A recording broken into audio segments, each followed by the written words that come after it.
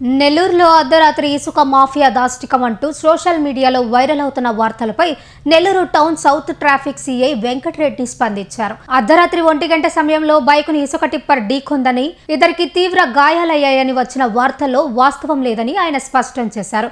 ప్రమాద స్థలంలోని CCTV footage ని నిశితంగా పరిశీలించిన తర్వాత ఈ ఘటనకు సంబంధించిన కీలక విషయాలను ఆయన వెల్లడించారు. ఈ రోజు అనగా 3/2/2026 వేకుజామున అనగా సుమారు 1 గంట ప్రాంతంలో మన కేవీఆర్ సెంటర్ నుంచి టువర్డ్స్ కిమ్స్ హాస్పిటల్కి పోయే దారిలో ఉన్న యూటర్న్ వద్ద ముత్తుకూరు మల్లికార్జున భరత్ అనే ఈ ఇద్దరు వ్యక్తులు కూడా అయ్యప్పగుడి వైపు నుంచి కేవీఆర్ బైక్ మీద AP26BQ4626 అనే బైక్ మీద వస్తూ ఉన్నారు.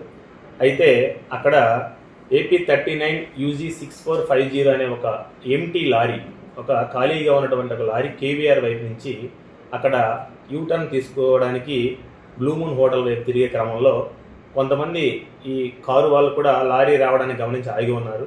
అయితే ఈ మల్లికార్జున భరత్ అనే ఈ ఇద్దరు వ్యక్తులు ఎవరైతే ఉన్నారో వీళ్ళిద్దరిలో ఆగకుండా వేగంతో రావడం వల్ల ఆ టర్న్ అయినటువంటి లారీని ఢీకొని అక్కడ కింద పడిపోవడం జరిగింది. అయితే దీని మీద గత రాత్రి మన కొన్ని లోకల్ న్యూస్ ఛానల్స్లో మాఫియా అని, అదేవిధంగా టిప్పర్లో ఇసుక అని, ఆ విధంగా రకరకాల కథనాలు వస్తూ ఉన్నాయి.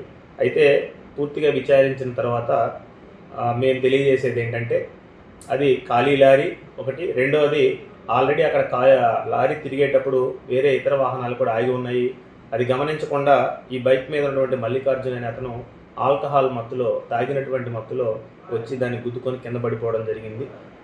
ఇది మనం ఈరోజు 108 సిబ్బందిని, అదేవిధంగా బైక్ మీద ఎవరైతే ప్రయాణించారో ఇద్దరిని వాళ్ళని కూడా ఎగ్జామిన్ చేసిన తర్వాతే, అదేవిధంగా సీసీటీవీ ఫుటేజ్ కూడా వెరిఫై చేసి పూర్తి సమాచారంతో అందరికీ మీడియా ఛానల్స్ వారికి అదేవిధంగా ఇతరులకి తెలియజేస్తూ ఉన్నాము. దీన్ని అందరూ కూడా గమనించాలని మనం